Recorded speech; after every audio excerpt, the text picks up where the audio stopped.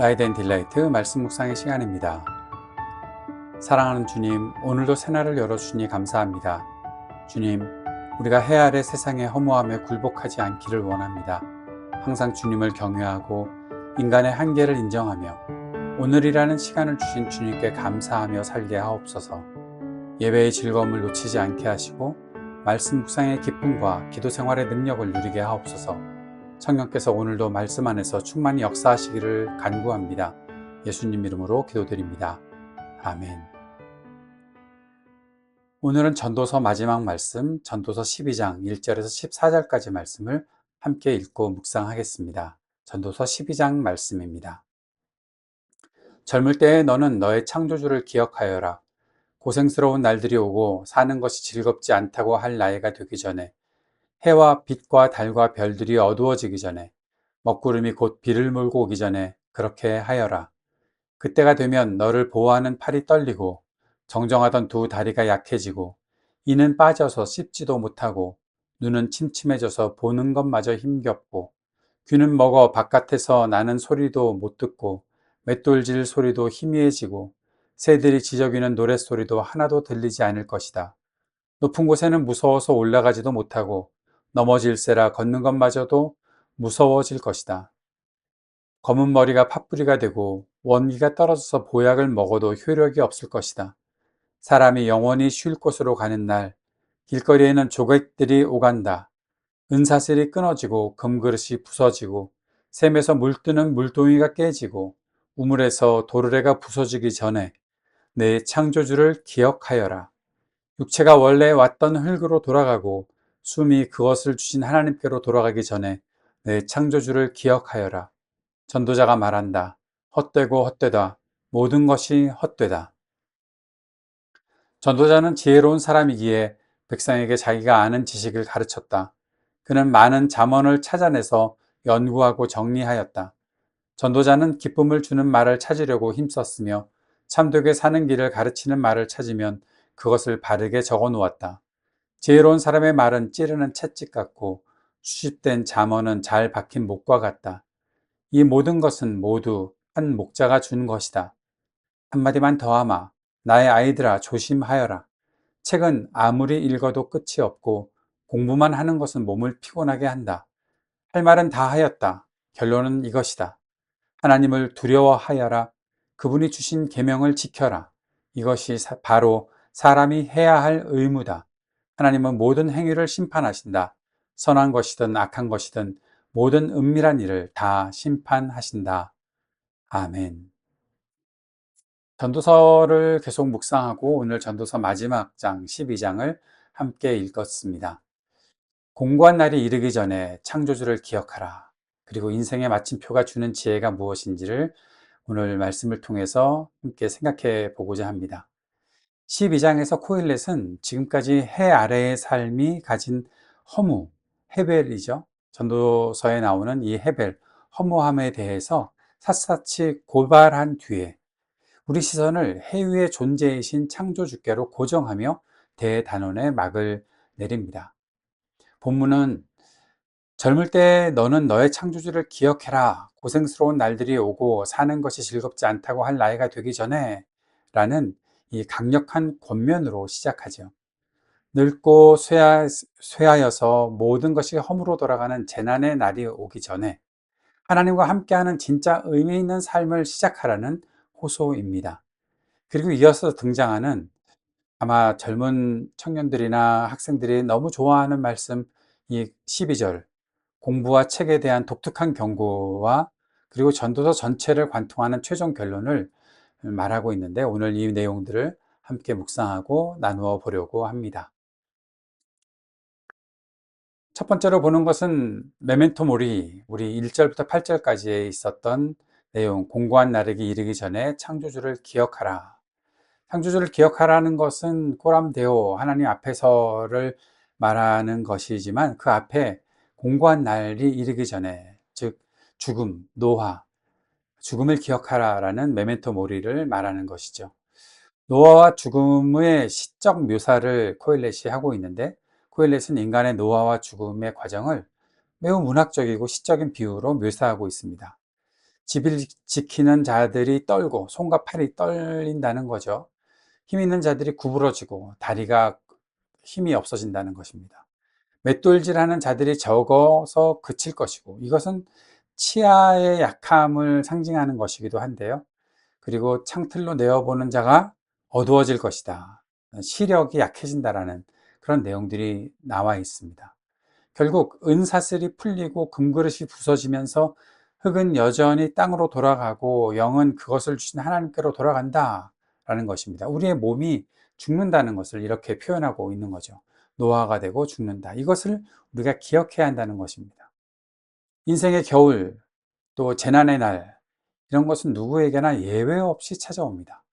코일렛이 노년의 비참함과 죽음을 이토록 적나라하게 묘사하는 이유는 무엇일까요? 너희 다 이렇게 밖에 될 수 없으니까 절망해라 라는 것일까요? 그렇지 않지요. 절망하라는 것이 아닙니다. 반대로 아직 기회가 있을 때, 숨이 붙어 있는 바로 지금 영원하신 창조주를 기억하고 그분께로 삶의 방향을 돌리라는 아주 절박한 영적인 촉구라고 볼 수 있습니다. 메메토 모리, 죽음을 기억하라는 이 메시지는 다 죽을 것이니 다 허무하게 끝날 것이다가 아니라, 우리가 해 아래 세상에서는 그렇게 생각할지 모르지만 우리는 해 위에 하나님과 함께 연결된 삶을 살아가는 사람들이기 때문에 이 소식이 오기 전에 하나님을 기억하고 창조주를 기억하고 삶의 방향을 돌이켜라 라는 영적인 촉구를 하고 있는 거죠. 두 번째 보는 것은 우리 12절의 해석입니다. 학생들이 이 말씀 좋아한다고 말씀드렸죠. 책은 아무리 읽어도 끝이 없고 공부만 하는 것은 몸을 피곤하게 한다. 피곤해 라고 하는 사람들이 참 많이 있을 텐데요. 수많은 책과 공부에 피곤함이 주는 이 경고의 메시지라고 볼 수 있습니다. 그런데 질문해 봐야죠. 코일렛은 왜 지혜서의 결론 부분에서 책을 만들고 공부하는 일에 부정적인 면을 언급했을까요? 책을 최근에 저도 책을 하나 썼지만 이 책을 쓰기 전에 먼저 생각했던 본문이 바로 이거죠. 책을 만드는 일, 책을 쓰는 일, 이건 뭐 사람을 피곤하게 하는 일 아닌가? 그렇게 부정적인 면이 있으니까요. 그런데 왜 이런 것을 언급했을까요? 자, 그런데 보십시오. 9절에서 11절까지 코엘렛 자신도 진리의 말씀과 지혜를 가르치기 위해서 수많은 글을 연구하고 정직하게 기록했던 사람임을 밝혔잖아요. 즉, 그는 지식 탐구 자체를 비난한 것이 아닙니다.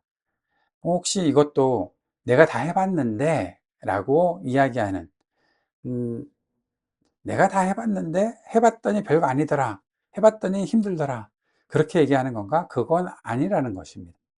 그가 경고하는 것은 무엇인가 하면, 하나님을 경외하는 중심을 잃어버린 채 인간의 이성과 논리로만 인생의 의미를 찾아내려는 끝없는 철학적 방황을 경고하고 있는 것입니다. 해 아래의 지식은 쌓으면 쌓을수록 온전한 답을 주지 못하잖아요. 인간을 회의주의와 영적인 피곤함에 가두어 버린다는 것입니다. 즉, 해 아래의 지식을 위해서 공부하고 책을 쓰고 하는 것은 결국 우리를 영적인 피곤함, 회의주의에 가두어 버린다라고 말하는 것입니다. 지식은 잘 박힌 못, 또 지혜자의 채찍처럼 우리의 삶을 바른 길로 인도하는 도구여야 합니다. 그런데 그 자체가 우상이 되어서 우리 영혼을 지치게 해서는 안 된다라는 거죠. 공부하는 것 자체가 우상이 되어서 우리를 피곤하게 하면 안 된다라는 것입니다. 그 공부를 통해 지혜를 얻고 하나님과 함께 살아갈 수 있는 참된 지혜, 해 아래의 세상에만 머무는 것이 아니라 하나님과 온전한 관계를 맺을 수 있는 참된 지혜를 얻어 나갈 수 있어야 한다. 그 지혜가 바로 이 속에서 있다라는 사실을 말해주고 있는 거죠.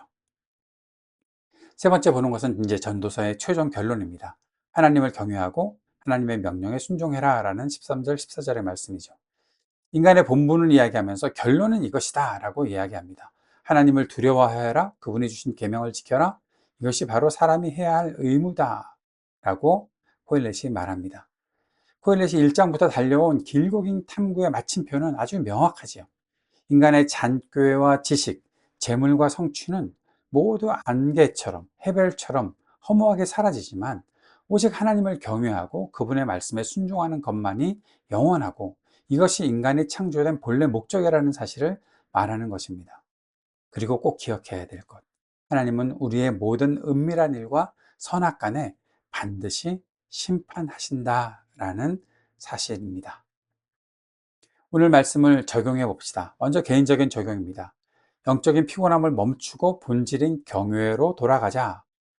우리는 인생의 허무와 불안을 달래기 위해서 세상의 수많은 정보, 또 책, 유튜브 영상, 끊임없는 스펙 쌓기에 몰두하죠.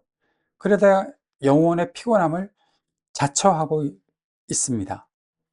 하지만 영혼의 갈증은 지식의 양이 아니라 창조주를 기억할 때만 채워진다는 사실을 오늘 말씀을 통해서 생각해야 하는 거죠. 요즘 내 영혼을 피곤하게 만드는 과도한 해 아래의 생각들과 지식의 추구는 무엇인지 한번 질문해 봅시다. 내 인생의 겨울이 찾아오기 전에 이 복잡한 인간적 계산기를 내려놓고 하나님을 경외하고 말씀을 지키는 인생의 가장 단순하고 확실한 본분으로 돌아가기 위해 오늘 무엇을 결단해야 할지 생각하고 나누어 보았으면 좋겠습니다. 두 번째는 공동체적인 적용입니다. 인생의 밤을 맞이한 이들을 품고 다음 세대에게 창조주를 전하는 공동체를 만들어 가보는 것입니다. 12장의 노화에 대한 묘사는 공동체 안에 존재하는 어르신들과 약자들의 실존을 돌아보게 하죠. 또한 청년의 때의 창조주를 기억하라는 명령은 공동체가 다음 세대에게 전해야 될 가장 시급한 유산이 무엇인지를 알려줍니다. 우리 소그룹과 교회는 육체가 쇠하여서 아무 낙이 없다라고 고백하는 노년의 지체들을 존귀하게 여기며 돌보고 있습니까? 동시에 우리의 자녀들과 청년 세대가 세상의 성공 가치관이나 무의미한 지식 탐구에 영혼을 빼앗기지 않고 가장 영광스러운 시절에 창조주 하나님을 인격적으로 만날 수 있도록 돕는 영적 연대를 어떻게 실천할 수 있을지 한번 생각해보고 이야기해보는 시간을 꼭 가졌으면 좋겠습니다. 마지막으로 사회적인 적용입니다. 은밀한 심판을 기억하며 일터에서 본분을 다하는 시민이 되자라는 것입니다. 우리가 살아가는 사회는 마치 영원히 살 것처럼 눈앞의 이익을 위해 불의를 행하고 아무도 보지 않으면 괜찮다는 생각으로 수많은 은밀한 꾀를 내고 있습니다. 그러나 지혜자는 모든 행위와 은밀한 일을 선악간에 심판하시는 하나님을 기억하는 사회적 책임을 진다는 거죠. 하나님이 모든 은밀한 일을 심판하신다.